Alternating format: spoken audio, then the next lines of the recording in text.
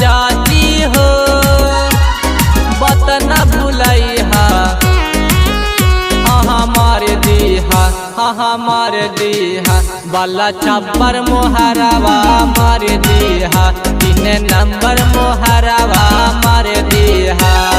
सुना सुना चाचा हो बात न भूलैहा सुना सुना चाची हो बात न भूलैहा हमार देहा बाला छप्पर मोहरावा मार देहा 3 नंबर मोहरावा मार देहा।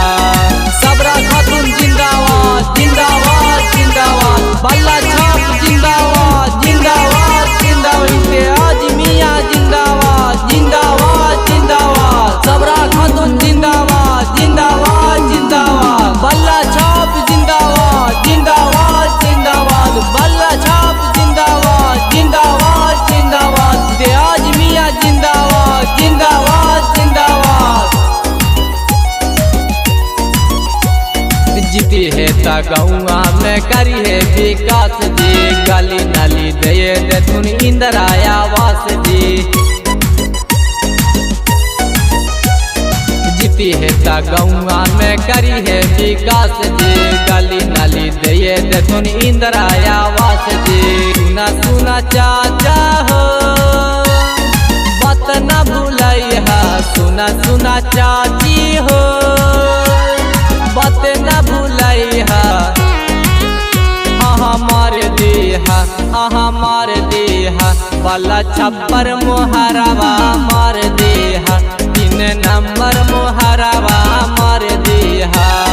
सबरा खातून जिंदाबाद जिंदाबाद जिंदाबाद बाला छाप जिंदाबाद जिंदाबाद जिंदाबाद आज मियां जिंदाबाद जिंदाबाद जिंदाबाद सबरा खातून जिंदाबाद जिंदाबाद जिंदाबाद बाला छाप जिंदाबाद जिंदाबाद जिंदाबाद बाला छाप जिंदाबाद जिंदाबाद जिंदाबाद आज मियां जिंदाबाद जिंदाबाद जिंदाबाद।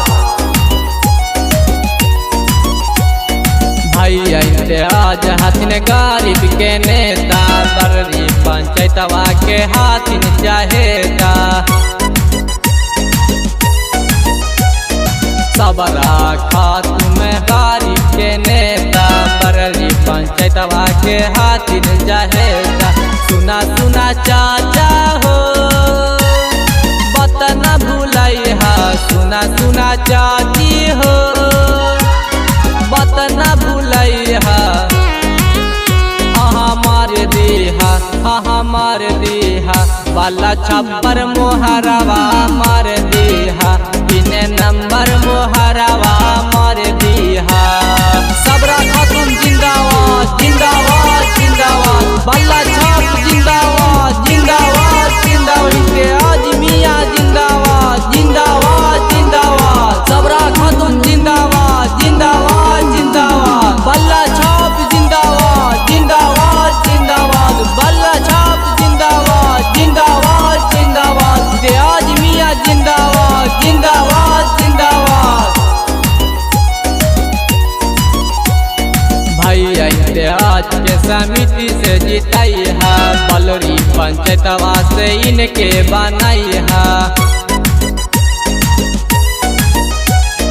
सबरा खातून के समिति से जिताई है बलरी पंचायतवा से इनके बनाई है। सुकेश रंगबाजा के बात न भूलैहा मुकेश रंगबाजा के बात न भूलैहा हमार